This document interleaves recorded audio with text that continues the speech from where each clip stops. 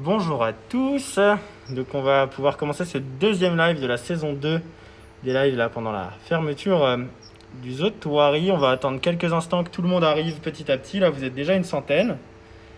Donc bienvenue à tous, et donc aujourd'hui le thème ça va être les amphibiens, plus particulièrement les grenouilles. Donc là on est dans l'Arche des petites bêtes, il fait bon, 26 degrés, on est bien.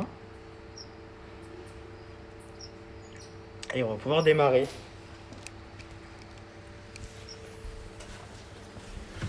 Donc bonjour à tous. Salut. On est là avec Tristan.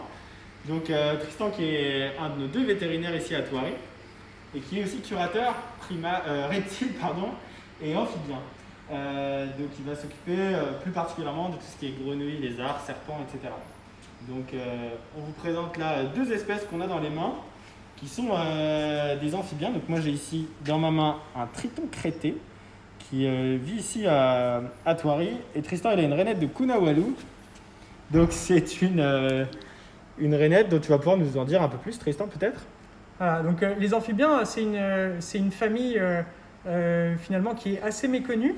C'est une famille qui est, si on veut la décrire un petit peu, c'est des vertébrés, donc ça veut dire qu'ils ont un squelette interne comme pourrait l'avoir un oiseau, contrairement à, je sais pas, un mollusque ou un insecte qui a un exosquelette externe. C'est ce qu'on appelle des tétrapodes, donc ils ont 4 membres au moins primitivement. Donc ça les différencie par exemple des poissons qui eux n'ont pas ces membres. Et une dernière caractéristique, on dit qu'ils sont non amniotes. Donc en fait ils n'ont pas de sac amniotique qui est une protection de l'embryon lors du développement. Et donc voilà, ça fait partie des caractéristiques pour définir les amphibiens. Et donc il y a 3 types d'amphibiens. On peut diviser les amphibiens en 3 grands groupes, c'est ça? C'est ça. Alors les amphibiens, c'est une famille qui est très très vaste. Hein. Il y a plus de 7000 espèces et on en décrit vraiment en permanence. Parmi ces 7000 espèces, il y a 3 familles principales. Alors il y a les urodèles. Donc les urodèles, c'est les salamandres et les tritons. Donc tu as un exemplaire français dans ta main. Donc ici c'est un triton crété, donc c'est une espèce qu'on retrouve dans les mares et dans les forêts d'une bonne partie de la France. C'est une espèce qui est en voie de disparition. Donc là, on a un mâle qui a une toute petite crête, mais qui pourrait avoir un voile bien plus important sur toute la ligne du dos. Donc c'est un animal qui, quand il sort de l'œuf, est une sorte de tétard, Tristan, c'est ça? C'est ça. Donc la différence entre les grenouilles et les salamandres, tritons, etc., c'est que les urodèles gardent une queue à l'âge adulte que n'ont pas les grenouilles. Donc en plus des urodèles, il y a les anours. Donc les anours, ça regroupe les grenouilles et les crapauds. Donc c'est la famille la plus importante chez les amphibiens. Urodèles et anours, génétiquement, sont assez proches et c'est ce qu'on appelle les batraciens. Souvent on parle de batraciens sans trop savoir ce que ça veut dire. En fait, les batraciens, c'est un regroupement des grenouilles et des salamandres, globalement. Et ensuite, il y a une famille qui est très très peu connue, dont on a mis un exemplaire ici, c'est les cécilies. Donc les cécilies, c'est une famille d'amphibiens très primitifs qui finalement a perdu ses membres au cours de l'évolution. Et on a fait cette espèce de ver de terre géant. Donc ce n'est pas un ver de terre, ce n'est pas un serpent, c'est un amphibien et qui s'est habitué à un mode de vie très aquatique, ou du moins dans des milieux qui sont très très humides où il a besoin justement de se faufiler comme ça. Donc là, on voit chez cet animal-là, donc chez la cécilie, il y a bien une tête au bout ici, et puis tout un corps avec la queue qui va tout au bout. Donc on a les pattes qui ont disparu, mais ça reste tout de même un amphibien. Donc Tristan, les amphibiens en règle générale, ça va plutôt manger quoi? Alors les amphibiens, globalement, ils sont tous carnivores. Ils peuvent être végétariens ou omnivores au stade larvaire. Ok. Donc quand ils sont des tritons, c'est ça? Ah non, alors le stade larvaire, c'est tétards, voilà, quand c'est des tétards, donc on va avoir par exemple les tétards de certaines grenouilles qui vont manger que des débris végétaux, ouais. Et leur système digestif va évoluer lors de la métamorphose pour devenir des animaux qui vont être des prédateurs. Alors leur régime alimentaire va varier selon les espèces. Il y en a qui vont manger que des insectes, il y en a d'autres qui vont manger principalement des mollusques, par exemple. Mais globalement, c'est des carnivores. Il y a des grosses espèces de grenouilles qui peuvent manger des petites souris, des choses comme ça. Tout à fait. Il y a des grenouilles qui peuvent atteindre parfois même presque plusieurs kilos. Okay. Et à contrario, il y a des grenouilles qui atteignent un demi-gramme à l'âge adulte. Donc c'est vraiment une famille qui est très très vaste. et qui est très méconnue. C'est aussi une des familles les plus menacées dans le règne animal. Donc on parle souvent des espèces menacées, on parle des mammifères où il y a 20% des mammifères qui sont, menacés, on va dire, de disparition à court terme. Chez les oiseaux, ça représente presque 13%, et les amphibiens, quant à eux, c'est 35%. Donc c'est plus que tous les mammifères et les oiseaux réunis. Donc c'est vraiment des animaux qui sont très menacés. Et ils sont menacés pour diverses raisons, mais principalement parce qu'ils sont très très sensibles aux conditions de vie dans le milieu extérieur. C'est des animaux qui sont très sensibles aux modifications d'environnement. Et c'est un peu pour ça qu'on les considère comme des indicateurs de la stabilité et de si un environnement est sain ou pas. C'est avec la disparition des amphibiens. Donc ça veut dire que si j'ai une mare dans mon jardin et qu'il y a des grenouilles dans cette mare, c'est que cette mare n'est pas très polluée. C'est que ça se passe plutôt bien. Donc là, on va pouvoir voir une des grenouilles qui vit ici à Thoiry. Donc on va pouvoir la voir de très très près. Je vais peut-être la mettre un peu plus à la lumière ici. Donc c'est une grenouille qui est assez particulière. Donc ça, c'est une femelle grenouille mousse. C'est ça, Tristan? C'est ça. Alors la grenouille mousse, c'est une grenouille qui vient d'Asie, du Vietnam principalement pour cette espèce. C'est une grenouille qui a des particularités anatomiques, qui a une peau très granuleuse et qui est faite vraiment pour se camoufler dans son environnement, qui est fait de mousse, d'écorce, etc. Et donc c'est un animal qui, dans son milieu naturel, est très difficile à retrouver. Cette grenouille, elle a, en plus de ce mimétisme avec son environnement, elle a une autre particularité, c'est qu'elle pratique ce qu'on appelle la thanatose. La thanatose, c'est de faire le mort quand il y a un prédateur. Donc on peut essayer? Donc, en général, elles le font assez facilement. Voilà. Alors, bon, vous vous dites là tout de suite, c'est pas très efficace. Certes, on n'est pas dans des conditions de milieu naturel, mais c'est une grenouille qui va compter principalement sur son camouflage pour échapper aux prédateurs. Et par contre, s'il y a un prédateur qui l'a détecté, ce qu'elle va faire, c'est qu'elle va sauter, elle va s'enfuir, et puis ensuite, elle va faire la morte. Donc le prédateur, quand il va la retrouver, il peut se dire, ok, c'est une grenouille morte, moi je mange que des animaux qui sont vivants parce que je chasse, je ne mange pas de cadavres, et du coup je vais la laisser tranquille. C'est pas une technique qui marche à chaque fois, mais disons qu'en dernier recours, c'est quelque chose qu'elle est capable de faire. Donc voilà, là, le fait de l'avoir manipulée, c'est un réflexe qui est très très facile à obtenir chez cette grenouille, et là elle fait le mort, et tant que je la repose pas et qu'elle n'est pas un peu tranquille, elle va continuer à faire la morte. Donc voilà, ça fait partie des caractéristiques de cette espèce. Alors, je ne vous ai pas présenté, mais derrière la caméra que vous ne voyez pas, il y a Baptiste. Ici, on a un journaliste d'M6 qui est ici avec nous. Donc, vous pourrez retrouver un peu les coulisses de ce live et les coulisses de Thoiry en confinement dans le 12h45 courant de la semaine prochaine. Donc, n'hésitez pas à regarder le 12h45 d'M6. Et donc, Baptiste, est-ce qu'il y a quelques petites questions sur cette grenouille? Pas particulièrement. On passe à la deuxième grenouille à vous présenter aujourd'hui. Hop là. On va aller dans ce grand terrarium. On va vous emmener avec nous. Hop là. Baptiste, tu peux l'approcher. Donc c'est un terrarium dans lequel on va présenter un lézard qui s'appelle le lézard casqué et des petites dendrobates. Donc c'est des petites grenouilles qui vivent en Amazonie. Donc ces dendrobates là, on les appelle dendrobates thym ou dendrobates azureus puisqu'elles sont de couleur bleue. Donc on va essayer de bien les voir avec nos gants bleus. Donc c'est une grenouille qui est assez agile, donc on va être obligé de la maintenir pour pas qu'elle parte. Hein. Donc il y a bien sûr, elle souffre pas du tout, hein, Tristan la maintient juste délicatement. Donc c'est une toute petite grenouille, vous voyez, hein, qui pèse quelques grammes. Donc c'est carnivore, on l'a dit, mais ça, du coup ça mange quoi si c'est tout petit comme ça? Alors ça c'est une grenouille, celle qu'on a vue juste avant, c'est une grenouille qui est une prédatrice, on va dire, d'insectes de taille un petit peu classique, qui va manger des grillons, des sauterelles, etc. Ça, c'est une des toutes petites grenouilles qui vivent principalement au niveau du sol, dans la litière avec l'humus, les feuilles mortes, etc. Et qui, elles, mangent plutôt tous les micro-organismes, donc les colamboles, les cloportes, les petites mouches drosophiles, etc. qu'elle va trouver. Elle, son moyen de défense, c'est à l'opposé de la grenouille qu'on a vue avant. Donc celle d'avant, elle se camouflait complètement avec cette couleur de mousse. Voilà. Celle-là, elle est bleue. Elle fait complètement l'inverse. Alors elle, on dit qu'elle a des couleurs aposématiques. Donc l'aposématisme, c'est le fait d'avoir des couleurs très très visibles pour montrer qu'on est toxique. Donc les dendrobates, elles sont assez connues pour leur toxicité.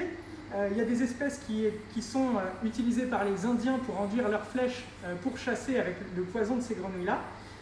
C'est des grenouilles qui sont également très intéressantes pour l'industrie pharmaceutique parce qu'elles sécrètent des molécules qui, pour créer des médicaments, sont potentiellement intéressantes.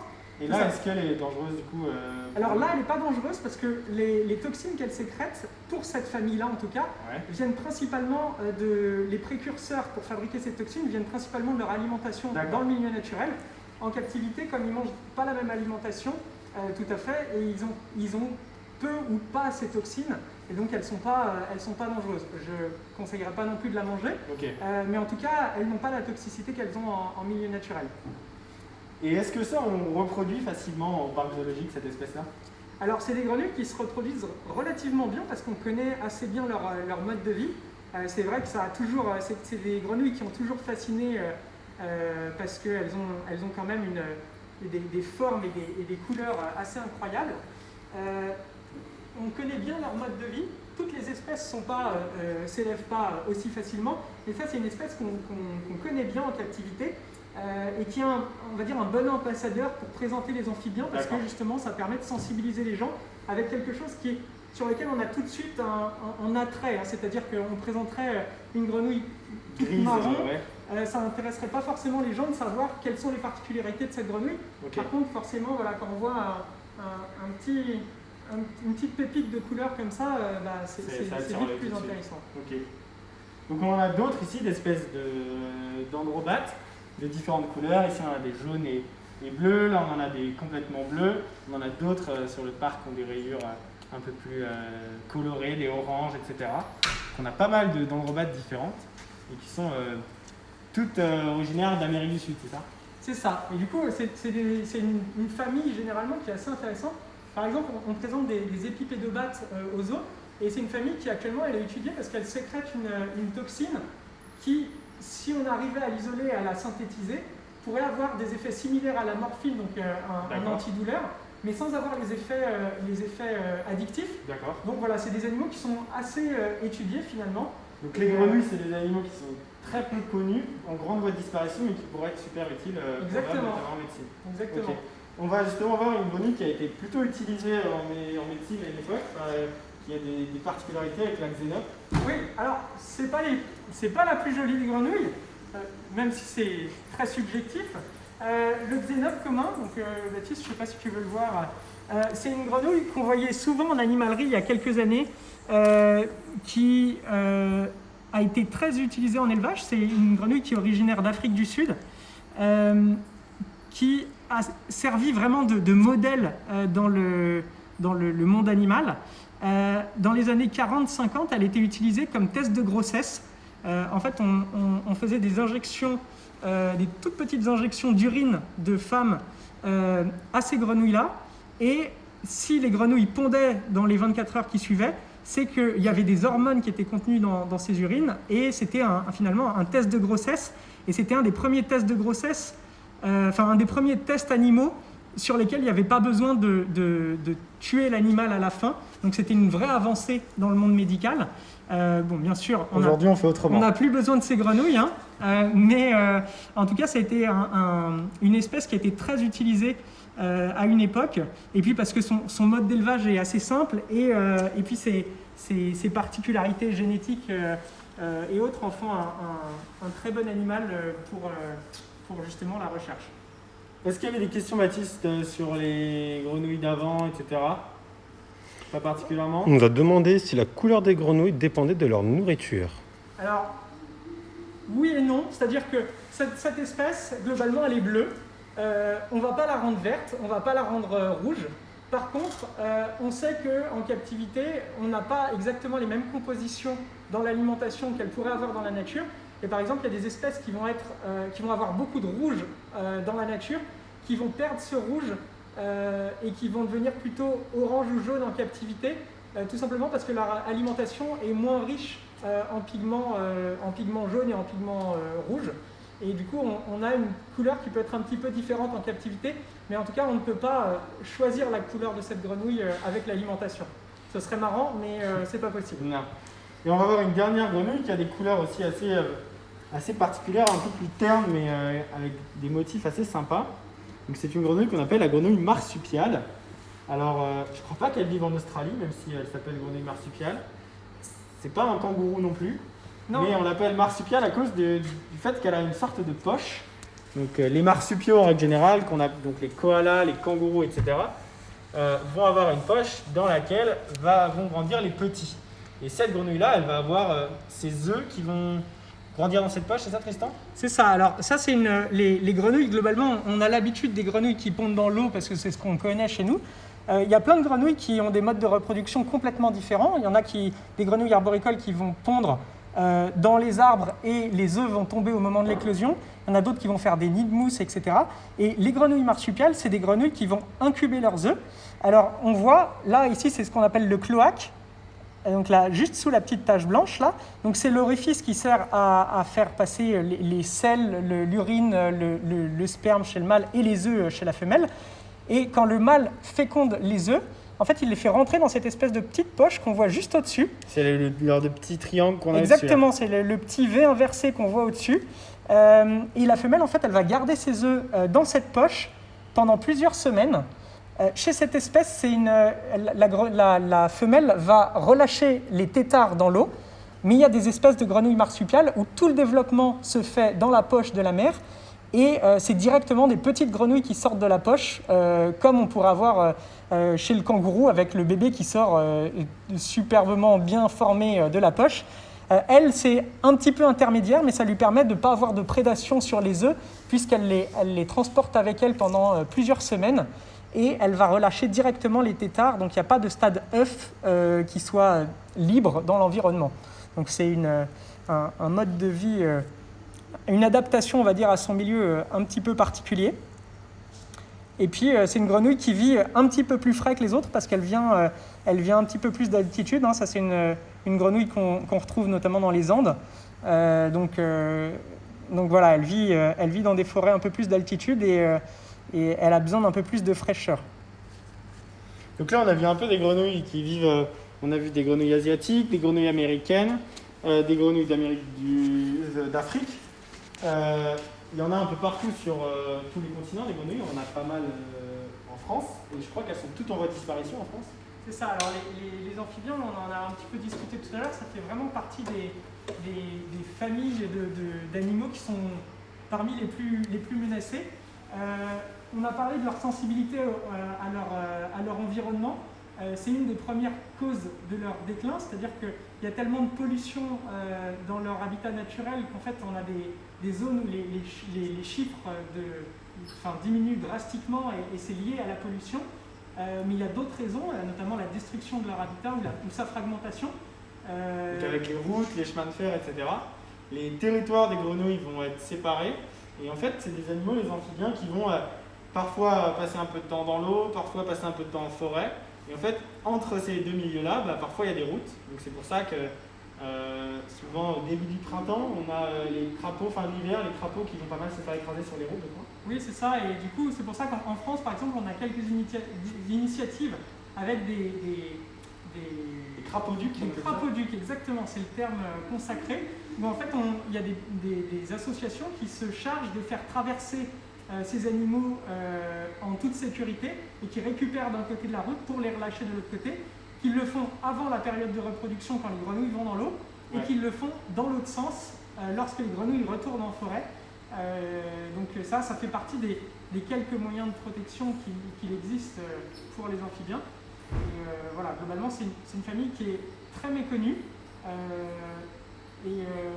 c'est un très très bon indicateur de la santé des environnements comme on disait tout à l'heure.